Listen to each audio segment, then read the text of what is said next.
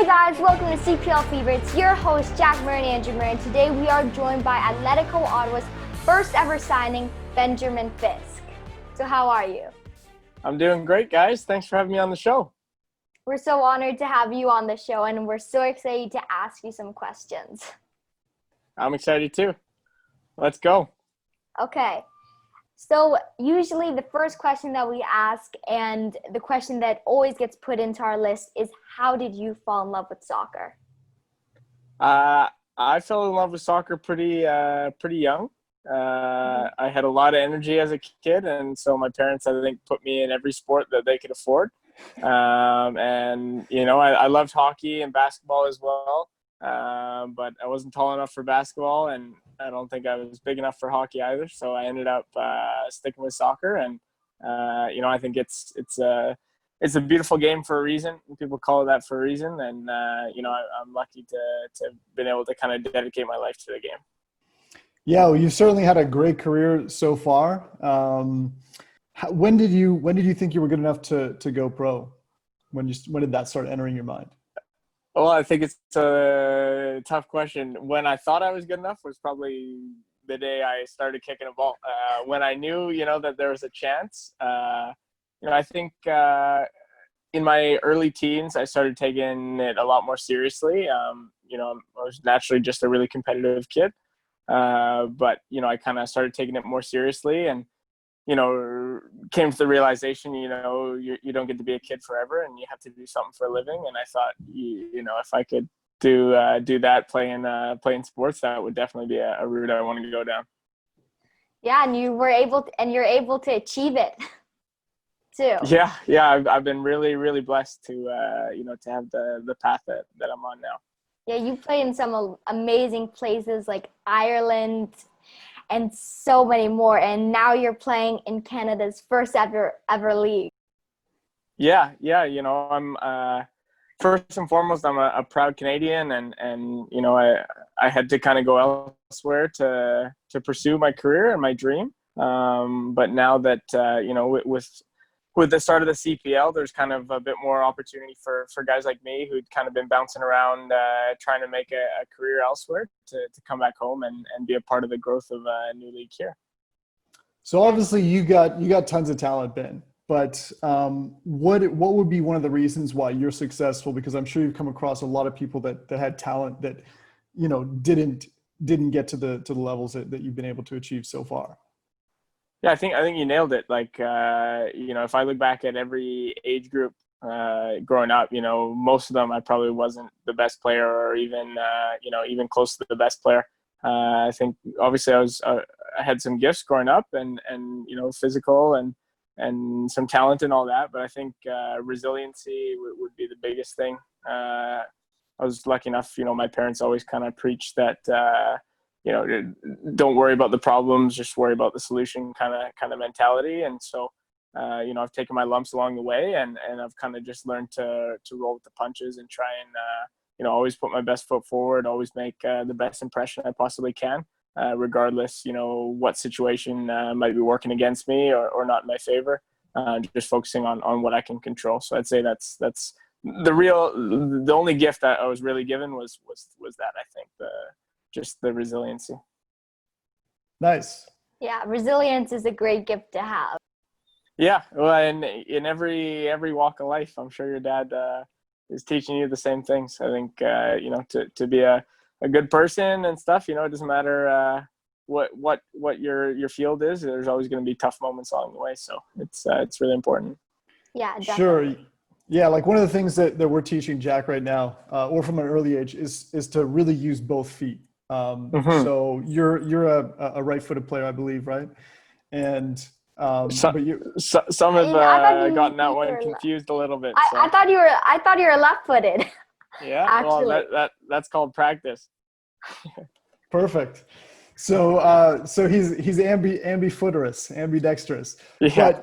But the question is, so, you know, when did you start consciously working on your weak foot? Because I think one of the things that kind of separates, you know, players that are young players that want to be successful. I mean, it's easy if you've got talent to kind of coast just on your dominant foot, but I think it's the players that kind of work on their weak foot earlier on and do it specifically that are able to kind of, you know, that kind of translates into success later. So when did you start consciously saying, you know, I'm going to work on both my feet here. I'm going to work on my weak foot just as hard? Quite young, to be honest. You know, I wasn't the biggest, strongest, fastest kid growing up. So I always, you know, I knew that technically was where I had to be better than other guys, because I wasn't going to get the same kind of time and space. You know, also watching some of my heroes, you know, like Zinedine Zidane's a good example. He was very two-footed, and I always thought that was really cool. I remember the volley he scored with his left foot in the Champions League final. I don't know if you guys know the goal I'm talking about, but to me as a kid, like seeing him do that with his supposedly weaker foot was just so cool. So, you know, those inspirations, and then just knowing that if I was going to be a good player, I was going to need to have you know, maybe a few more skills than other guys. And so you kind of worked on that technically, like outside of, you know, the organized soccer that you were playing at the time. Yeah, for sure. I you know, growing up, I was kind of never not playing sports, and it's mostly soccer. So I think there's a lot to be said for literally just spending time with a ball at your feet. And, you know, there's a lot said about deliberate practice, and you need to be, you know, conscious of what you're working on and stuff. But I also think for young kids, just that time with the ball, you know, falling in love with it over and over again, you know, learning how, you know, if you take a touch with this part of your foot, how does that feel? You know, what happens to the ball? You know, what spin goes on the ball? Little, you know, those little details. I think you can only learn by time. There's no shortcuts, no cheat codes. You just have to, you know, spend the time with the ball and get to know each other. Yeah, definitely. And you have said that you like that you can use both feet and a lot of stuff, but what would you say is the biggest strength in your game? I mean, using both feet, I would say, is up there. That's something I pride myself on. Biggest strength. I guess technique. You know, I've got a good touch and good in tight spaces and stuff like that. So that's something I've spent a lot of time working on. So I would say just my technique in general. Mm-hmm. The technique is, in my opinion, is like the most important thing that you have to work on, and especially in tight spaces, because I've worked a lot on my technique, and now I can get like away from 2 or 3 defenders that are on me in tight spaces. I actually like being in tight spaces because I feel like it's easier for me to get out of there almost, because I'm used to doing it, and I like to do like little tricks and stuff, just easy like little turns and stuff that are able to get you out of pressure and stuff. There you go. Now you're speaking my language. That's you nailed it. I don't even need to add anything onto that, Jack. Do you think that the Canadian soccer program focuses enough on technical aspects? You know, like in Europe, they tend to focus on more, you know, tactical, you know, technical touches on the ball. Whereas Canadian soccer, I think, particularly in the past, has had more of a history of kind of having, you know, bigger, faster, stronger players. Yeah, you know, I think we're doing a good job on the technical side of things. You know, I obviously can only speak for my upbringing, and I was lucky enough to have coaches that I think you know, put ample importance on technique and you know, kind of drill in good habits into you and stuff. I think where we were falling short a bit is on the tactical side of things. You know, of course, there's plenty of great coaches in Canada, but you know, down to the grassroots level, I think you know, I think back to my time in Spain where I'm watching you know, 7-8-year-old kids on the pitch, and you've got, you know, your center midfielder pointing where he wants his left winger to be when they're pressing, and it's like, I've never seen anything like that. You know, 6-7-year-old kids who are actually, you know, playing a certain style. They know their positions. They're moving in unison, you know, with and without the ball. You know, and that's something I think where Canada still has a long way to go. Not that we're not improving it, but it's just you know, that's, I think, where the biggest difference is. Yeah. Well, you've kind of rectified that with your move to Atletico Ottawa, at least for yourself, with your coach there, Mista. Was that one of the reasons that drew you to Ottawa? Yeah, I mean, I love my time in Spain. It's some of the happiest moments in my career. And, this year, I saw this as a new opportunity and kind of maybe a culmination of my career path. I've kind of been bouncing around looking for a home, and I just felt that this was a really good fit for me in terms of playing style, in terms of the vision for the club moving forward. And I just felt it was somewhere that was going to put me in the best position to reach my goals.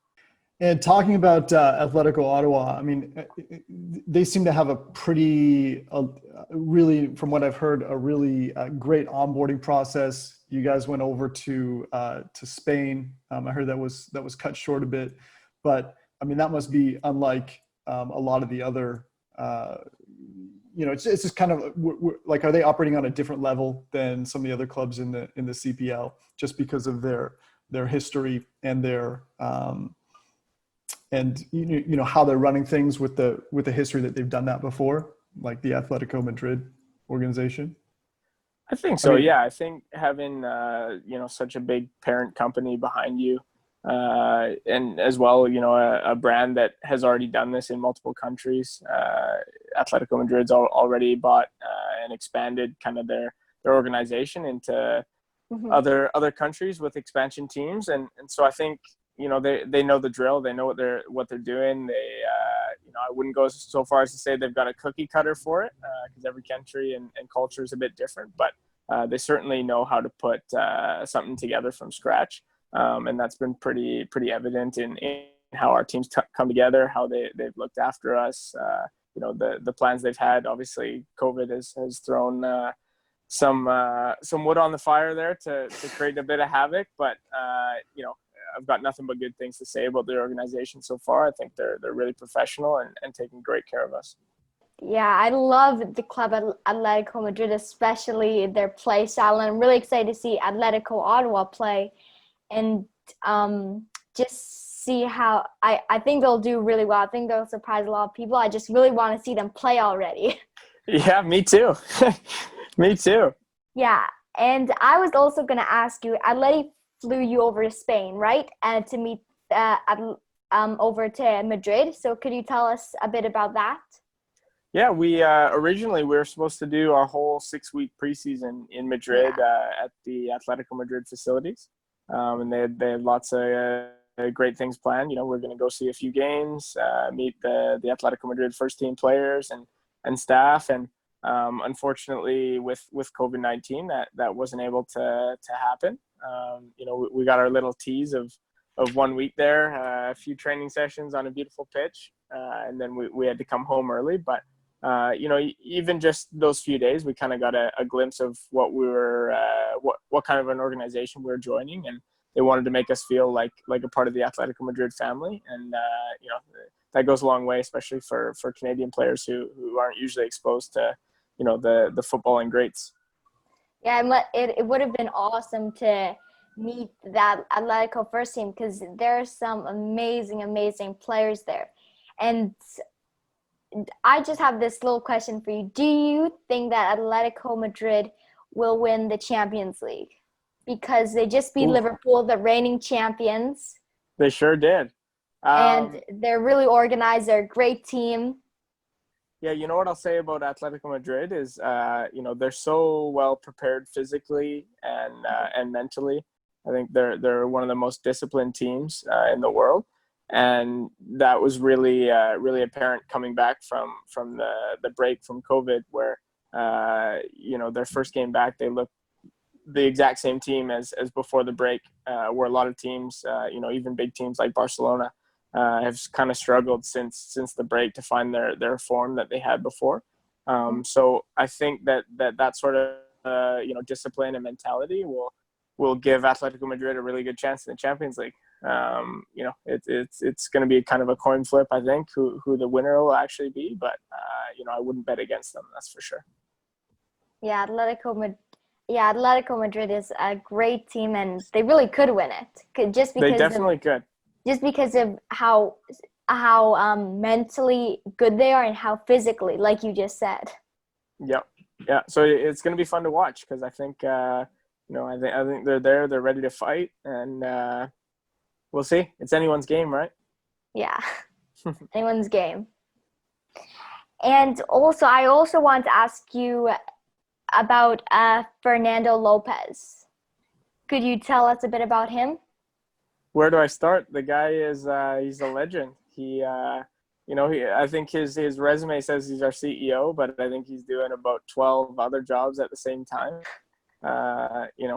Building an expansion team from scratch in the middle of a global pandemic, I think is a pretty tall ask. My humble opinion is that he's doing an incredible job, both on and off the pitch.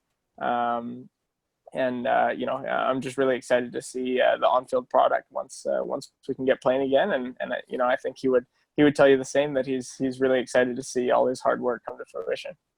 Yeah, hopefully we'll all get to see his hard work come onto the pitch. I think our first game was actually the Wanderers' first game was against you guys. I think at your home field, and then like in a few games later, you come back to our home field. So you're pretty excited to see us as well. That's a good sign. Yeah, I'm really excited. So when you went to Spain, Ben, I understand you're bilingual in Spanish, right? Yes. Yeah, I learned Spanish while I was playing there. Yeah. So I was going to ask that. Did you pick Spain first and then you just came in there and learned Spanish there, or did you specifically try to learn a bit of Spanish before you went over? No, Canadian footballers don't usually have the luxury of a lot of choices of where you're going to play. So when I left the Whitecaps, I got a call that I could get a trial in Spain, and I was on a flight a few days later on my own dime and ready to chase my dream. And I knew, hola, ¿cómo estás? Like, that's about it. Safe to say my Spanish has gotten a lot better since then. But I think, when you're immersed in a culture and a part of it, especially in a dressing room, you obviously have one or two guys that might speak a bit of English, but the reality is if you don't learn the native language, you're not going to make a name. Not really going to make many friends. So. Yeah, I'm trying to learn Spanish because personally I would love to go to Spain, just because if I ever got the opportunity, I want to just be like a good fit in Spain because I love this Spanish tactics. I was in all the World Cups. I normally cheer for them because Canada's never been in one. But hopefully, hopefully Canada and Spain don't play each other. Well, in the 2026. You know what? Hopefully they do play each other. I hope you have to make a tough choice. That means Canada's probably made it to the World Cup, or at least they're a big enough profile to get a game against them, and that would make me pretty happy. Yeah, I guess you just have to look at it either way. Yeah, there you go. There's always a bright side. Always a bright side. You like looking at things as a challenge, don't you? Yeah, I definitely do. I think that's part of who I am, and don't back down from anything. If you want it, you gotta go get it, make it happen. So. That's great. So tell me about your time in Spain. I mean, I think you played with Luis Alberto, and what did you learn from playing in Spain and playing with players like that? Yeah, the biggest things I learned were tactically. I came from Canada where I've always been, one of the most kind of technical players and maybe been a bit ahead of some of my peers in that regard. And I went to Spain where, my kind of style of play is the norm. And all of a sudden, I'm not finding myself creating the same chances that I'm used to creating. I'm not finding myself in the same opportunities in front of goal that I'm used to getting. Wondering why. And the biggest thing, is just tactically they're much far ahead of where we are. I became a real student of the game there, just watching as much footy as I could and trying to, as you mentioned, guys like Luis Alberto that that I was lucky enough to train with and play with. Just trying to soak it all up from them and try and bring all those things into my game. Mm-hmm. And when do you think Canada will be close to that level, tactically? Do you think? Well, I think we're closing the gap a lot. I think you look at the national team now, and we're really making big steps forward. I think John Herbin's doing a great job, and the big thing also is this kind of next group of young guns coming through. Breaking into these big clubs in Europe. They're getting the best footballing experience you could possibly have on this planet right now. Guys like Alphonso Davies and Jonathan David, and they're going to bring all that back with them when they're coming into the national team. They're going to bring that higher level of education, higher speed of play, just this bigger kind of awareness of the whole game that maybe not all the players here in Canada and with the national team have had in the past. So I don't think the gap is maybe as big as I am kind of have made it sound, I guess, in this conversation so far. But I just think we still have a lot of progress to be made more on the youth side of things, and you're going to see that progress pay dividends in the national team. Mm-hmm. And you were talking about some of the young guns that were coming through, like Jonathan David and Alphonso Davies, and Jonathan David is most likely going to get a move pretty soon. And I love talking about transfers. So where do you think he'll leave? Do you think he'll leave? And if you do think he'll leave, where will he go? Well, I may be privy to a little bit of information that's not supposed to be talked about publicly, but I think he'll definitely leave. I think he's proved himself at that level, and I think that the natural next step would be for him to make a move to a bigger team. As far as which team, I don't know. I don't know him personally, so I don't know what he's thinking.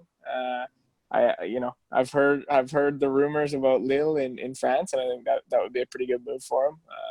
But I've also, heard some bigger names being thrown around there. So I think I'm just as curious as you are to figure it out.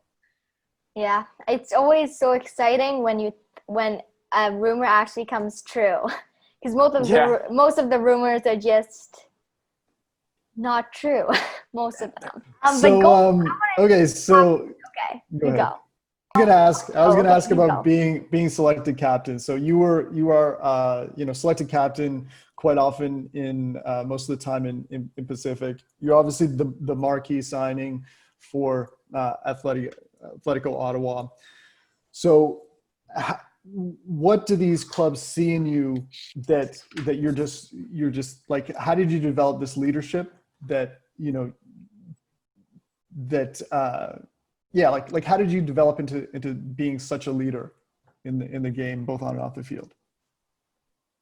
It's a tough question. I wouldn't say there's anything in particular. It's not like I go out trying to necessarily be a leader.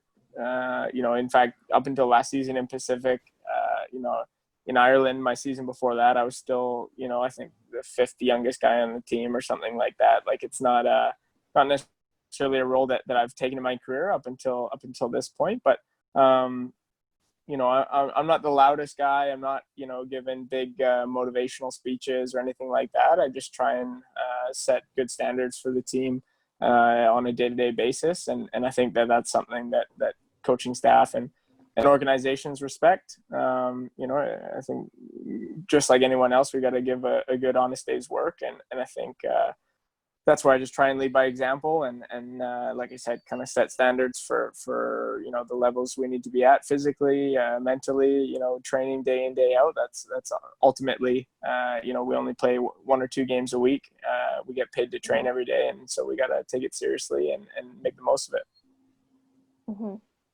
So the Candy Stripes, how did you end up in Derry City, and how was that different from playing in Spain? Yeah, that's a fun story. I was with FC Edmonton, and we at the end of our season in 2017, I believe, the club ceased operations. So, I was left without a team, and I had some offers from USL and leagues like that I wasn't totally interested in, and the more time that went by without playing, I just kind of thought, well, I've waited this long, and I'm gonna try and get something back in Europe. So I ended up waiting, a number of months without playing, and kind of out of the blue, a teammate of mine from FC Edmonton by the name of Dean Shields, who had quite a good career in the UK, came up through the Arsenal youth team, and played a number of years in Scotland, Ireland, and England, and he kind of called me out of the blue and said, Fisky, my dad's the coach at Derry City. They're playing Europa League in a month and a half, and they need an attacking midfielder, winger. Are you interested? And I said, where do I sign? So pretty quick. I was on the plane and over there, and got there. I think a couple of weeks later, started my first game, and less than a month after arriving, I was starting in the Europa League qualifying matches. So it was a pretty fast and furious kind of entrance to Irish football, and I ended up spending 7-8 months there, and I really loved it. It's a great city, great league, great country, and great people.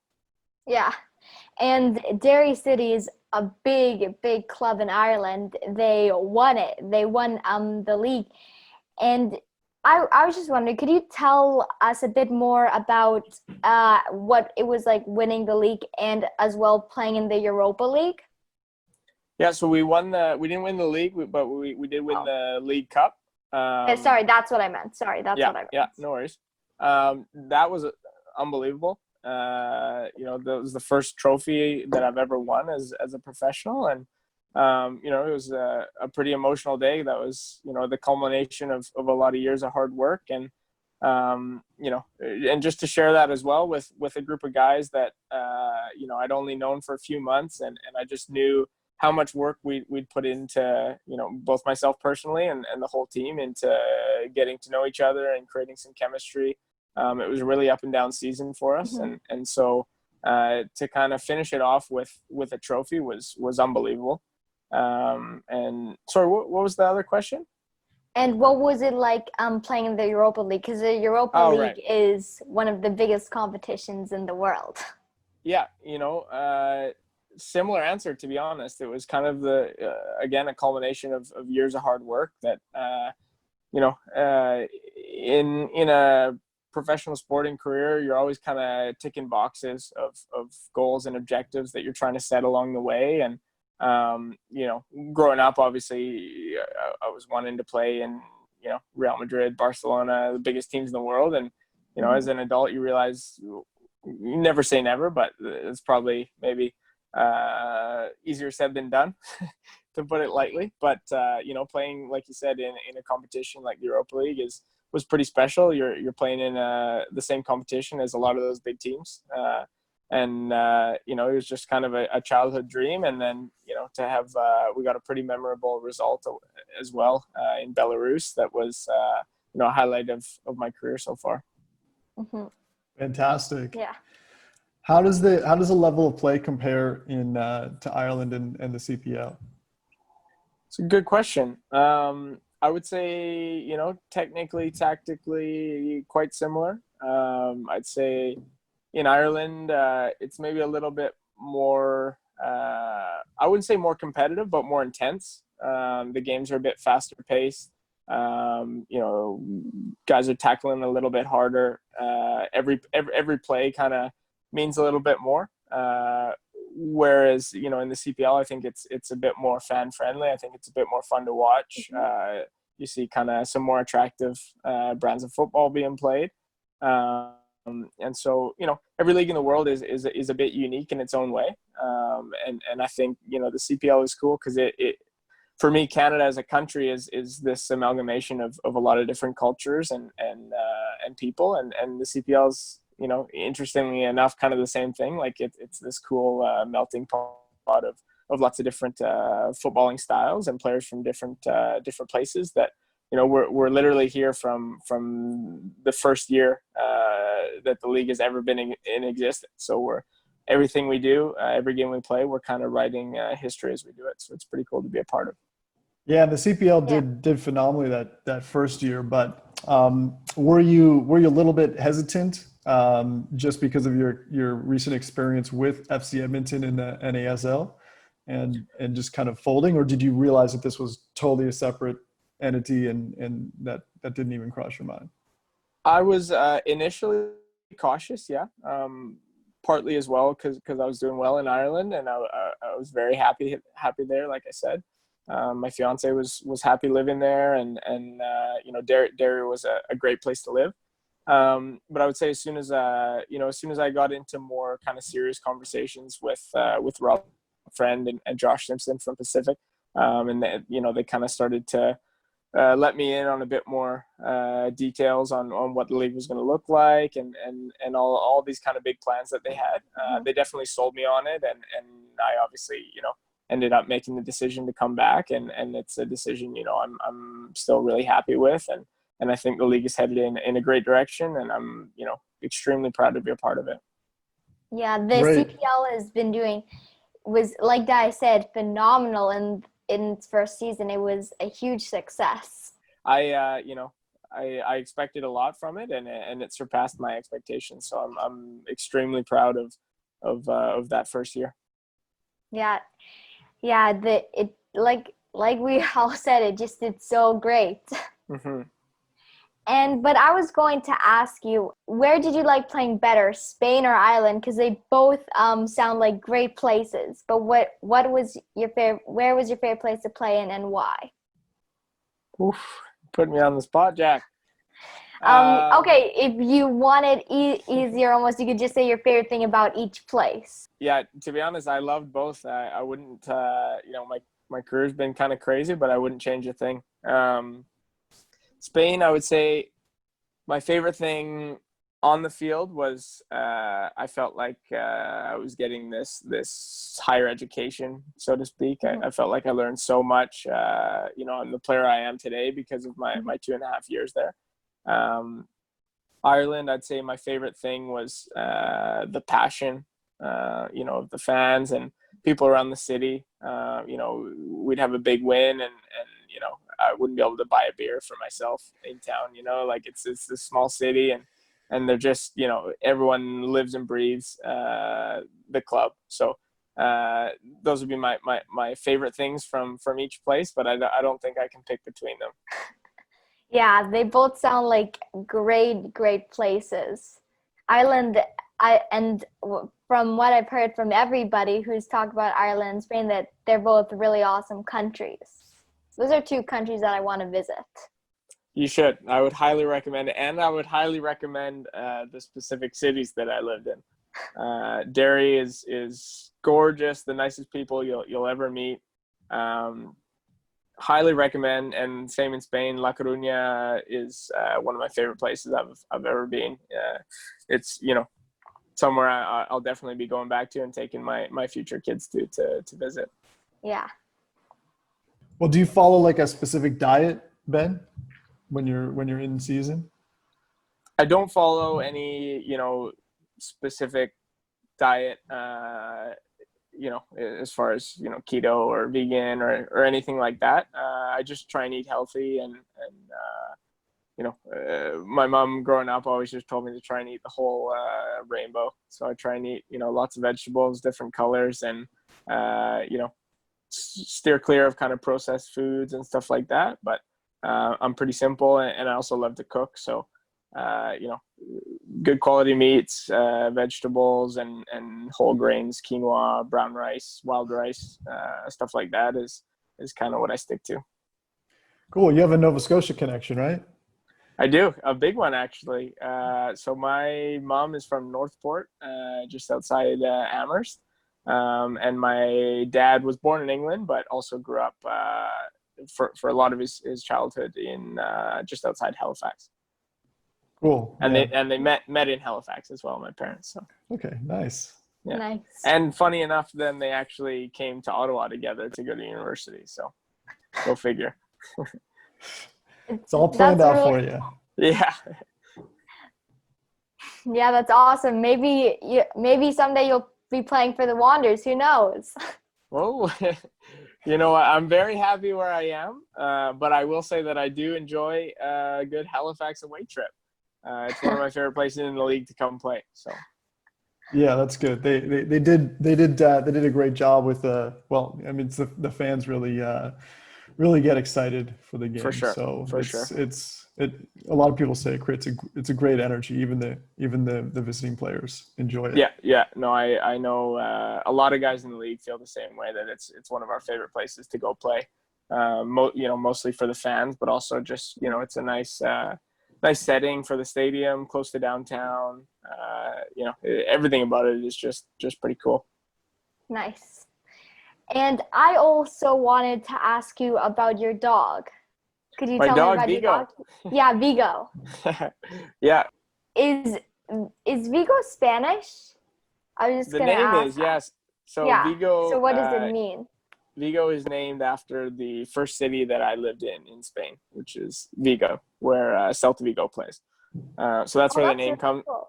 That's where the That's name really comes cool. from. We got him one summer when I was home for my off season. So unfortunately, I only get to see him when I'm home with my family in Vancouver. I kind of travel around too much to look after him on my own. So he's back home with my mom and my brothers. Yeah, well, I'm sure he's always happy to see you when you come home. Oh yeah, not as happy as I am to see him though.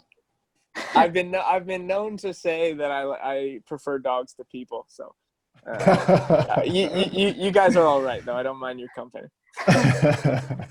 Thanks. We passed the dog test. Yeah. All right. Well, Jack, And we should probably we should probably go into rapid fire. Yeah. I just wanted to ask before we do that, what advice can you give to young players that are starting out that want to follow a similar trajectory as Ben Fisk and go pro?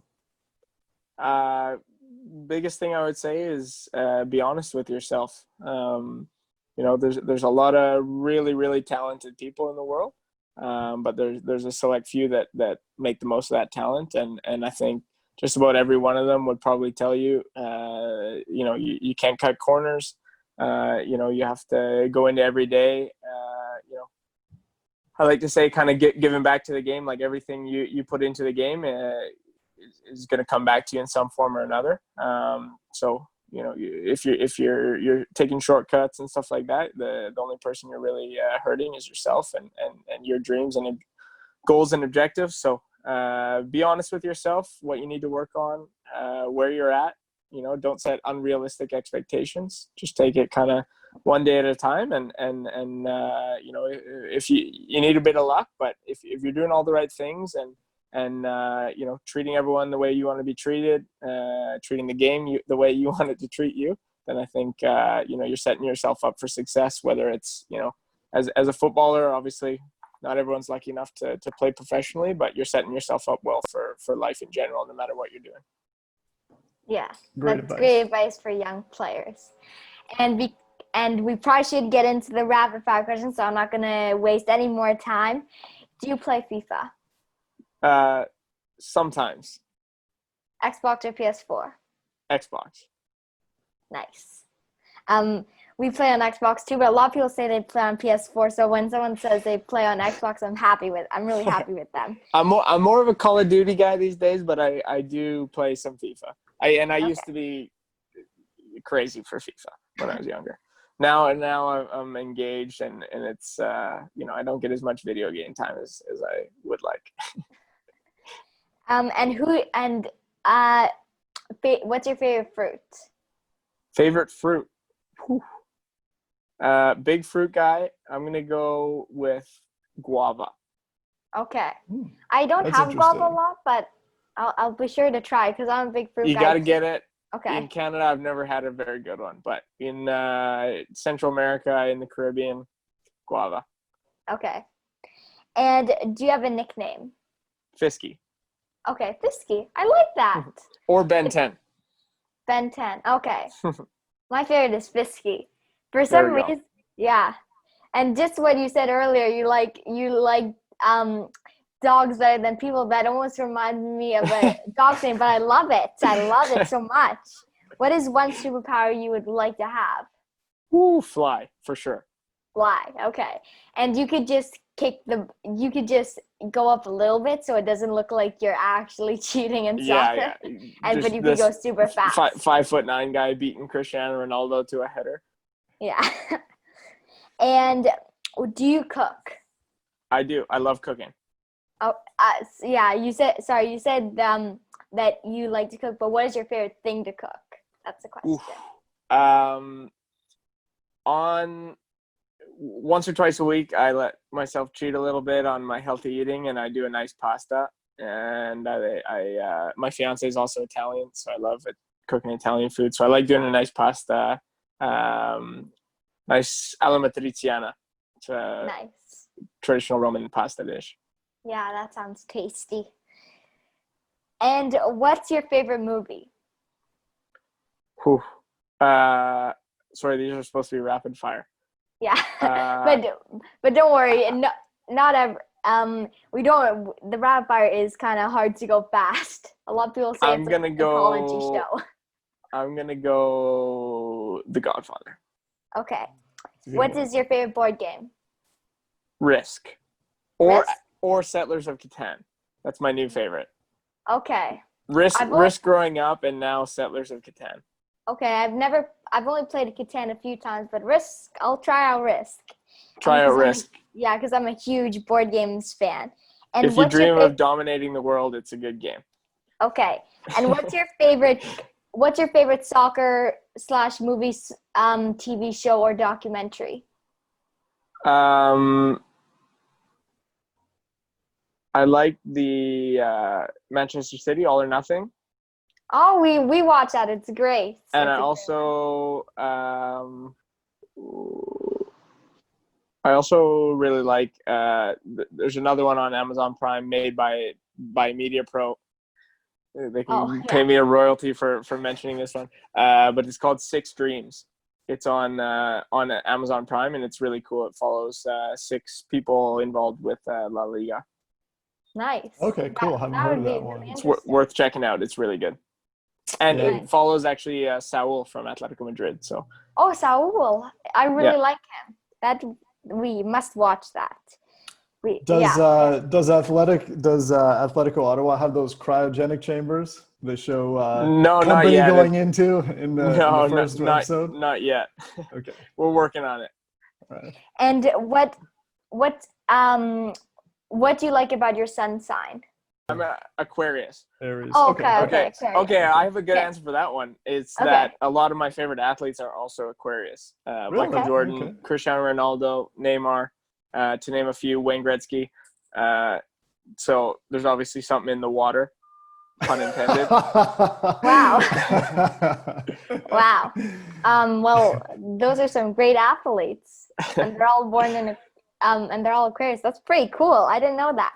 And what do you think of Ottleti? I love it, but I really like it. Of the nickname Ottleti? Yeah.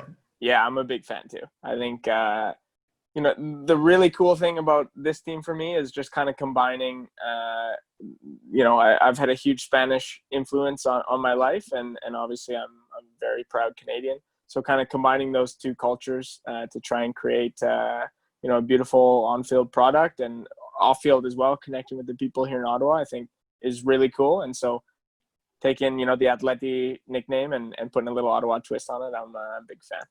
Yeah, me too. I love it. And what do you think of the nickname the Candy Stripes?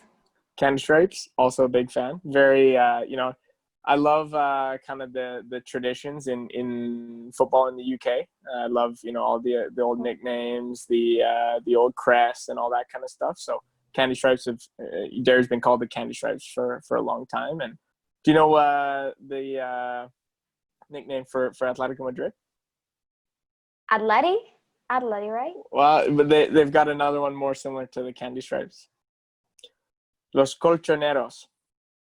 Oh, okay, and it means the mattress makers, because historically, Atletico's jerseys, the red and white, they, I guess, some story that they made them out of old mattress material or something like that. So Really? yeah, you can look it up. It's pretty cool.